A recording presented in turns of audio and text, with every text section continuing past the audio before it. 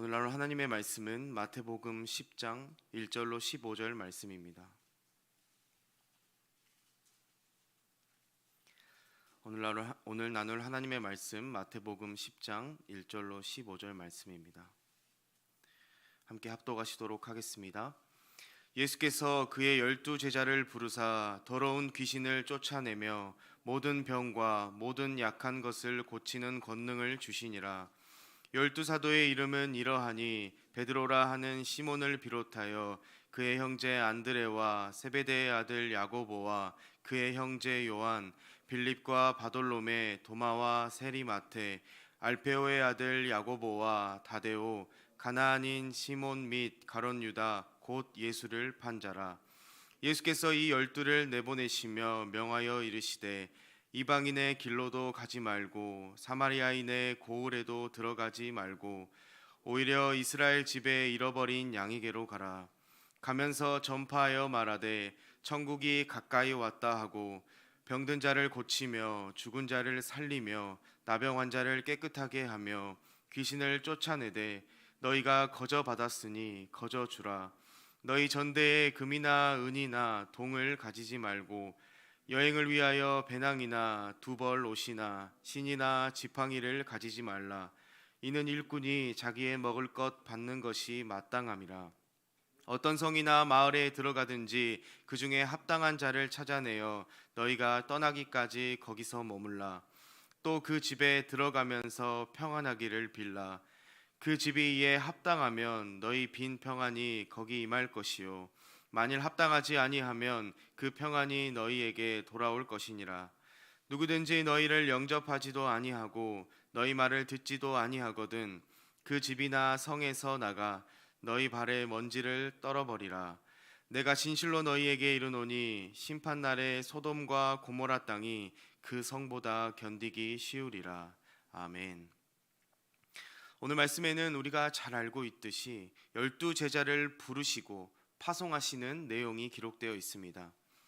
예수님께서는 이 12제자들이 어디로 또한 누구에게 가야 하는지 가르쳐 주시며 친히 보여주셨던 이 하나님 나라 사역을 12제자들도 동일하게 경험할 수 있도록 그들에게 능력을 넘겨주시고 계시는 것을 볼 수 있습니다.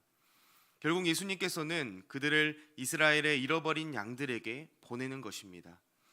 그곳에 가서 예수님 자신이 했던 것처럼 하나님 나라의 다가옴을 선포하고 치유의 능력을 베풀라고 말씀하고 계시는 것입니다.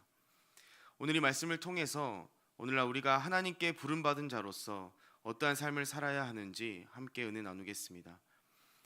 오늘 본문의 말씀은 8장에서 9장의 말씀을 마무리하면서 추수할 것이 많은데 일꾼이 적은 이 긴박한 상황으로 마무리된 말씀의 이유 내용으로서 제자들을 일꾼 삼으시고 추수할 곳에 보내시는 이러한 장면입니다.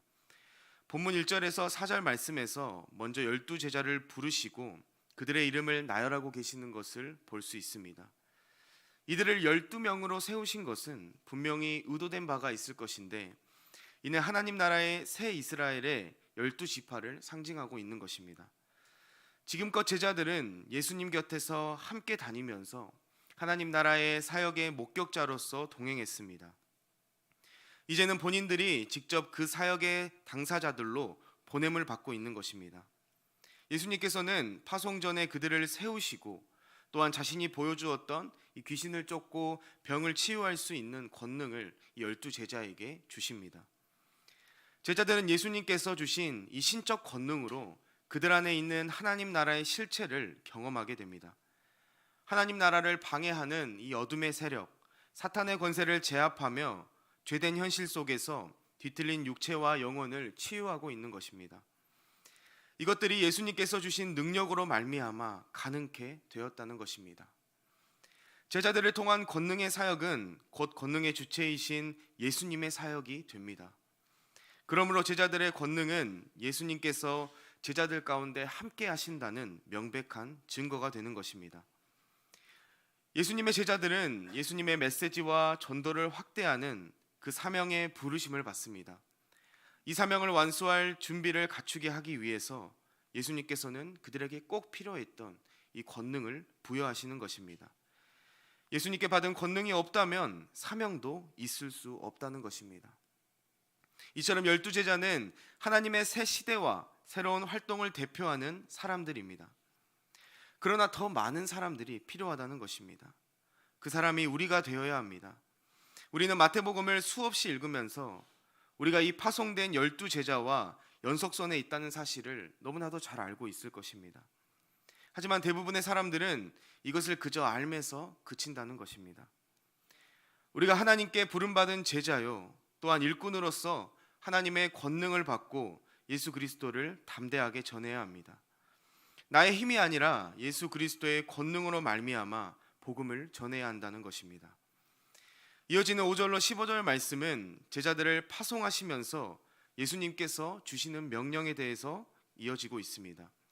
가장 먼저 명령하신 내용은 전도의 대상자인데 예수님께서는 그 대상자를 제한하고 특정되이 말하고 있습니다. 먼저는 지역적으로 갈릴리에 제한되고 있는데 이방인의 길로 가지 말라는 것은 이 이방인의 마을로 향하는 길에 들어서지 말라는 의미로 볼 수 있는 것입니다. 이는 분명 유대인들에게 익숙한 삶의 경계였습니다. 우리가 이 말씀을 볼 때 한 가지 유의해야 할 것은 예수님께서는 이 이방인들과 사마리아인들에게 전도를 거부했다고 볼 필요가 없다는 것입니다. 지금 12제자들은 이 사역의 첫 걸음을 뗀 것입니다. 일종의 훈련의 성격이 강하다는 것입니다. 그들의 하나님 나라를 전할 이 1차 대상은 유대인임이 분명합니다. 먼저 유대인으로부터 시작해서 그 대상은 이방인으로 확장될 것이 분명하다는 것입니다. 또한 예수님께서 전도의 범위를 갈릴리로 제한하신 것도 그 당시의 상황적인 이유가 강하다고 볼 수 있습니다. 예수님께서는 여전히 갈릴리 사역을 진행 중이시므로 제자들이 길지 않은 시간에 돌아와서 다시 함께 사역을 이어갈 것을 기대하심으로 말미암아 남쪽 사마리아나 북동쪽 이방 땅으로 가는 것은 시간적으로 그들에게 매우 촉박한 일이었습니다. 실제로 제자들이 펼친 구체적인 사역의 내용은 이 성경에 등장하지 않고 있습니다. 그저 어느새 그들이 돌아왔고 다시 예수님과 함께 사역을 이어가는 내용이 이후 말씀들에 기록되어져 있는 것을 볼 수 있습니다. 이렇게 예수님께서는 대상에 대해서 언급하시고 이제 사역에 대해서 말씀하십니다. 7절 말씀과 8절 상반절 말씀에 가면서 전파하여 말하되 천국이 가까이 왔다 하고 병든 자를 고치며 죽은 자를 살리며 나병한 자를 깨끗하게 하며 귀신을 쫓아내되 라고 기록하고 있습니다. 예수님께 권능을 받은 제자들이 가서 해야 할 일은 분명했습니다. 가서 하늘나라가 가까이 왔음을 선포하고 각종 기적과 능력을 행하라는 것입니다.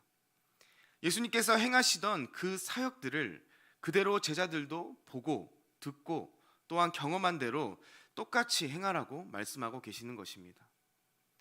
이는 예수님께서 제자들에게 권능을 주심으로 가능했고 제자들의 기적과 능력은 그들을 통해 바로 그곳에서 하나님의 나라가 임했다는 증거가 되었다는 것입니다.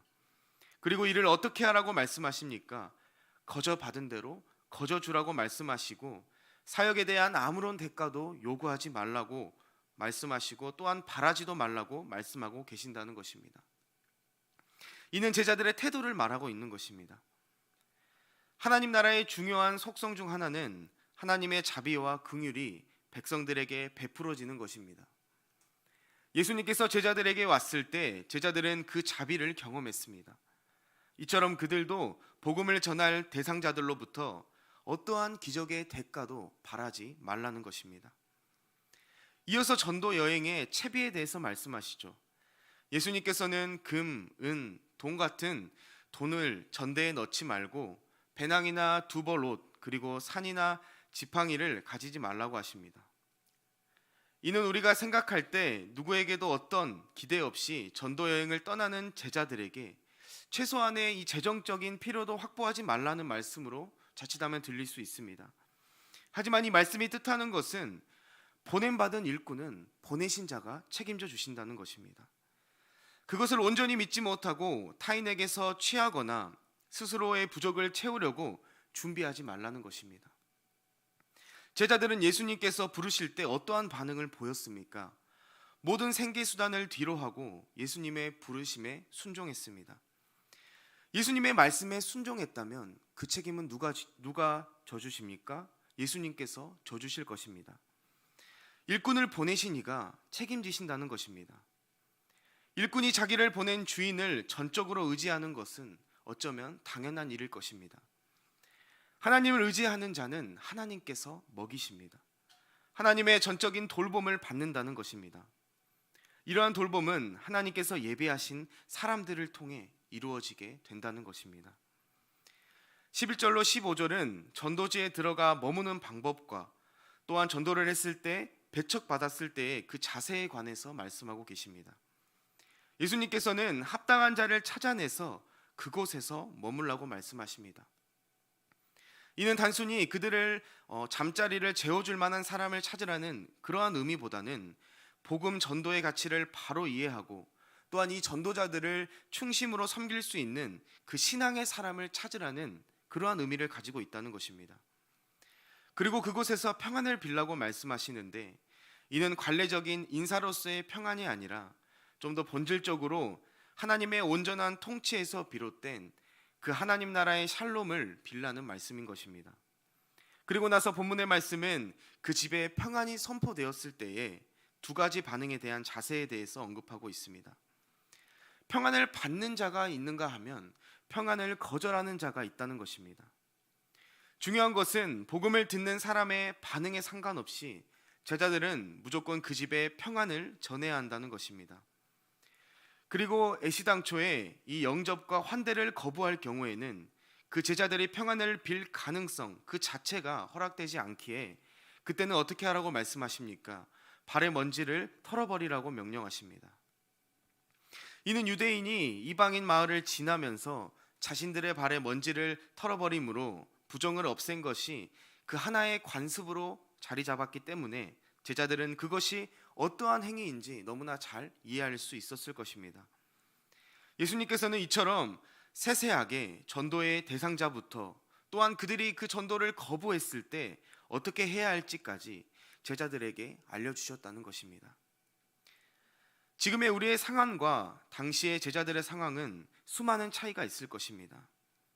하지만 예수님께서 부르신 제자라는 것, 그리고 하나님 나라의 일을 해야 할 일꾼이라는 것은 그 당시에 그 12제자와 지금 우리의 상황이 변함이 없다는 것입니다.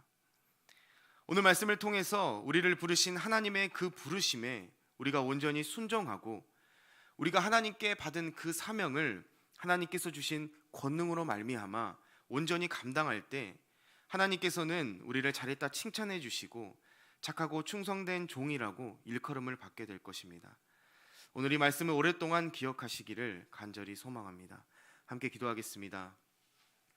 먼저 말씀을 생각하시며 기도하실 때 하나님, 우리는 하나님께 부름받은 제자입니다. 하나님의 충성된 일꾼입니다. 우리를 사용하여 주시옵소서. 우리가 복음을 부끄러워하는 것이 아니라 그 복음을 담대히 전하게 하시고 하나님께 거저받은 그 사랑을 우리도 아무런 대가 없이 전하게 하여 주시옵소서. 말씀을 기억하시며 기도해 주시고 두 번째로 기도하실 때 선교지와 미자립, 농산어촌의 교회를 위하여 기도해 주시기 바랍니다.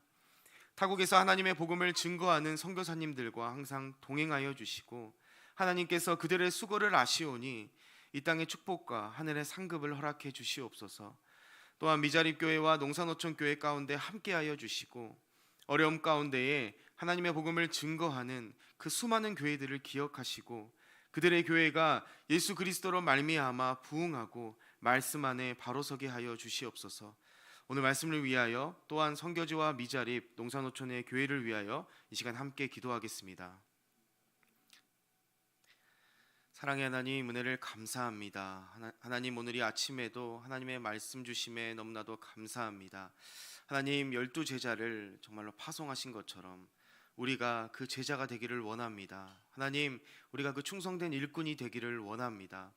우리가 사람의 힘으로 하는 것이 아니라 내 힘을 의지하는 것이 아니라 하나님께서 주신 권능으로 말미암아 우리가 복음을 담대하게 증거할 때에 정말로 잘했다 칭찬받는 그리스도의 종들이 될 수 있도록 하나님께서 인도하여 주시옵소서. 하나님, 또한 선교사님들을 위하여 기도할 때에 정말로 타국에서 그 복음을 가지고 하나님의 말씀을 증거하는 선교사님들 가운데 함께하여 주시고 특별히 건강과 안전을 허락하여 주셔서 정말로 하나님께서 주신 그 사명을 감당할 때에 정말로 모든 어려움을 이겨내며 또한 그 가정 가운데도 함께하여 주셔서 하나님의 복음이 깊숙이 증거되는 그런 놀라운 기적의 역사를 체험하는 선교사님들과 선교사님들 가정 될 수 있도록 하나님께서 인도하여 주시옵소서. 하나님, 미자립교회와 농산어촌의 교회들을 위하여 기도합니다. 하나님께서 함께하여 주시고 정말로 어려운 환경 가운데에 하나님의 복음 하나만을 들고 정말로 그 자리에서 하나님의 말씀을 증거하는 그 교회들 가운데 하나님께서 함께하여 주시고 특별히 많은 성도들을 허락하여 주셔서 부흥하게 하시고 하나님의 말씀 안에 바로 서는 그러한 교회들 될 수 있도록 하나님께서 인도하여 주시옵소서. 하나님이 아침에도 정말 각자의 기도 제목들이 있을 줄 압니다. 하나님께서 모두 아시오니 가장 좋은 곳을 응답하여 주시고 하나님께서 필요를 모두 채워주시고 정말로 하나님께서 동행하여 주심으로 이 한날을 승리 가운데 보낼 수 있도록 하나님께서 인도하여 주시옵소서. 감사를 드리오며 다시 오실 예수 그리스도의 이름으로 기도합니다. 아멘. 각자의